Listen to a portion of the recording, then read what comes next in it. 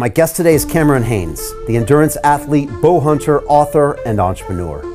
You have spent the last 35 years of your life pursuing your goal to become the ultimate predator after falling in love with the sport of bow hunting at the age of 20. You are renowned for your intense preparation and fierce training, which includes working out 7 days a week, oftentimes running a marathon a day, all while holding down a full-time job. Your best-selling book, Endure, How to Work Hard, Outlast, and Keep Hammering, breaks down the mental and physical attributes necessary to reach the top no matter what environment you're in. You believe that there is no shortcut to success and that everybody is capable of pushing themselves further and working harder in order to achieve their goals. While Joe Rogan has called your pursuit of perfection and dedication to fitness superhuman, David Goggins has described you as one of the toughest men on the planet. And he said, quote, "I've trained with many of the toughest and hardest men on the planet, and only one stands out.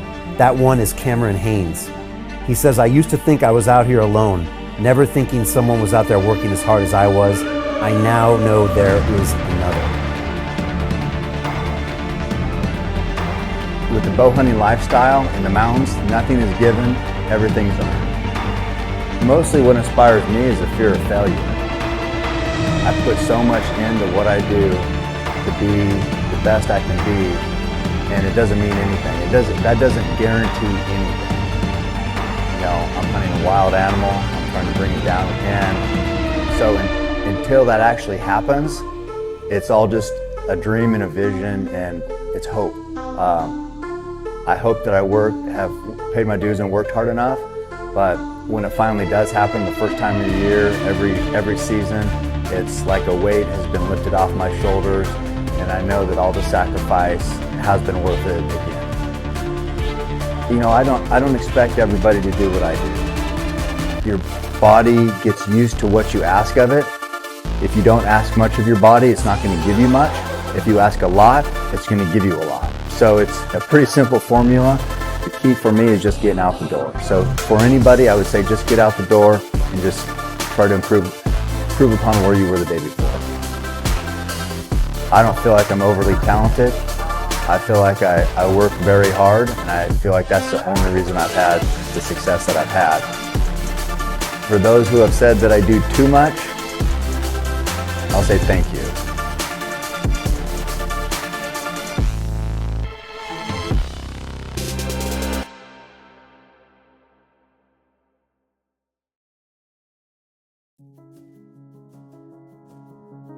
Those are some strong words, Cameron.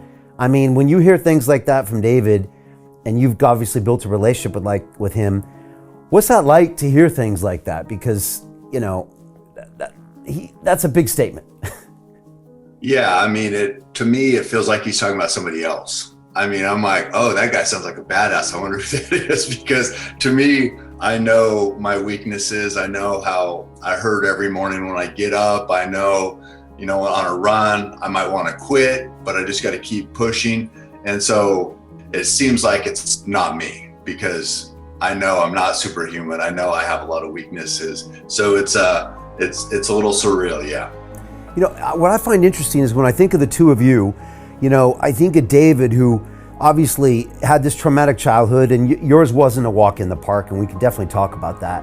You know, David seems like he's out there taking souls. He's got all this, you know, pent up anger and rage, and, you know, he's working on things through his physical fitness, which I think is amazing.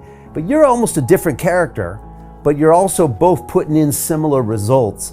And I'm wondering, how do you kind of explain that to people, where your drive comes to just constantly exhaust yourself, to use every second of the day, and just to put in the reps to just be better, maybe even for the sake of being better? Like, how do you describe your version of that compared to like a David?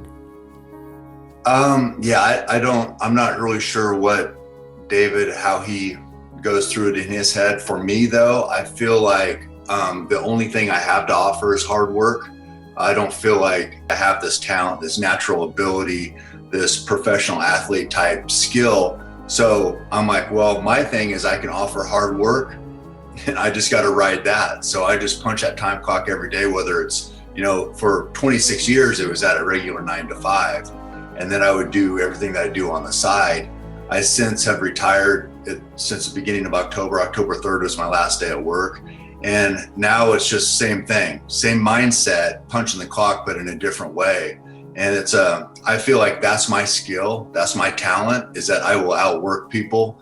That works for most people, not for Goggins. Goggins will not be outworked, but that's my goal. And where did that come from? You know, with you, was that something that was always there as a kid, or is it something that you kind of learned? That I think came from a kid with very little self-confidence, and didn't really know what I was going to do, how I was going to find my way, how I would, you know, everybody wants to stand out in some way, right? It's just really hard to do because of life challenges.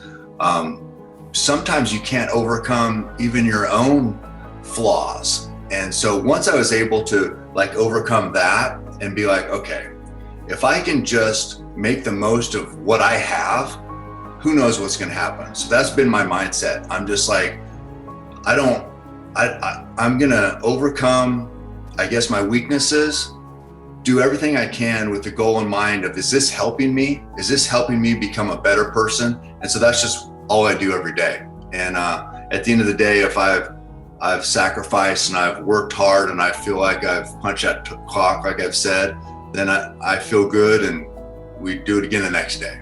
That's been my attitude. You know, it'd be one thing if you were, you know, at the pinnacle of bow hunting, which I think most agree you are, but on top of that, you put in those sometimes daily marathons. But then on top of that, Cameron, you come home and you lift weights until your arms like, you know, want to explode.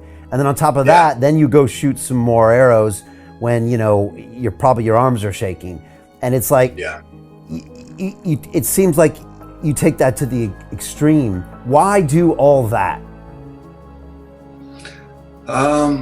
Man, I don't really give myself a choice. I just know that if I don't do that, I'm going to be, I remember there was this one time, this kind of, I guess, encapsulates it. And I don't know if it's a good example or not, because I've had reservations that I said this at this time, you know, when I look back now, but I was at the movies with my boys, and, you know, I looked around, and I always, you know, told the boys that, you know, our goal isn't to be average. And I looked around and I said, guys, I said, look at here. Everybody's standing in line to get into the movies, buying popcorn. And you know, look around. I said, this is average. I said, this is the average person. Our goal is to not be average. I was just curious, what was the reaction of your kids when you said that at the movie? Did they get it right away? And they're like, yeah, Dad? Or did they look at you funny? Or did it take them a while to process it? No, they're used to me saying stuff like that all the time. So it just kind of reinforced what I'd be telling them. And I would tell them, I'm like, you know, because it's not like they're, you know, like a LeBron James with 40-inch vertical and can run maybe an NFL guy run a 4.3 40. It's not like they're like that. So, but I'd always say, it's like, I don't expect you to be the best in the world. I just want you to give your best effort. Whatever you're doing, just offer the very best you can. And so I would just tell them that over and over. And I don't know, I had reservations about some things I said. Maybe I pushed them a little too hard growing up because of that. And, you know, when I look back now, I'm like, you know, was I too hard on the boys? But man, they've done great. You said once, if you're not obsessed, you're going to be mediocre. And obviously that's the way you look at life. You look at life as this chance to give everything you got. And, you know, I think David says talent not required. You've got a similar thing. And I know you wear these shirts that say, what does it say? Nobody cares, work harder. I love it. I think the UFC fighter Matt Brown used to wear that shirt as well, or he has it on his Twitter header or something. So, does he? Yeah, he's a beast. Yeah, he's a beast. But, you know, talk to me about that expression, nobody cares, work harder. Yeah, some people take that, they get a little triggered by it because they're like, well, I care, people care. You know, they try to turn it into this big thing. It's like, my whole thing is, it's like, I look at it as nobody cares. So if you've had a lot of success in the past, it doesn't really matter. You can't rest on laurels. You got to keep proving yourself. You got to, whatever you did in the past, good, build on it. You got to do more. Or if you failed in the past, you got to suck it up and work harder so you don't fail again. So whether it's success or failure, it doesn't really matter.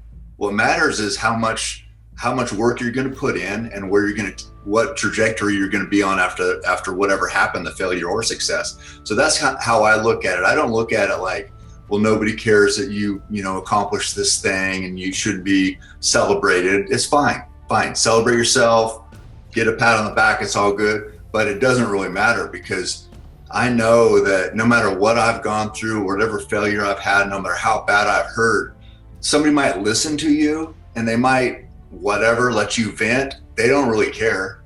They got their own things they're going through in life. They're not going to give you a bunch of energy to wallow in or to use or to suck from them. So it doesn't really matter. They'll listen at best, but at the end of the day, it's going to be you. You're going to have to just, pick yourself up and get back to work. And so that's the point to the slogan.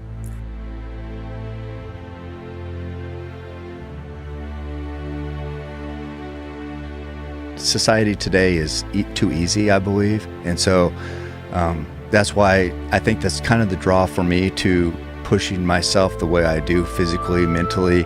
I don't like it. If something's easy, I'm not attracted to it. I want to be hard. I want it to be hard. I want it to be difficult. And because society makes us weak, it makes us feel entitled. And I don't like it.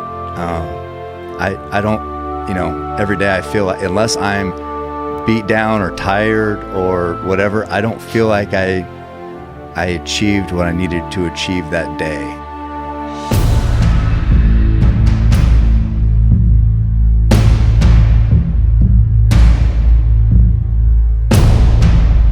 Who are you when no one is watching? Are you the guy who's up before everybody else? Are you out at midnight, 1 a.m., grinding, putting in miles? Because it's what we do when no one is watching that'll separate the best from the rest.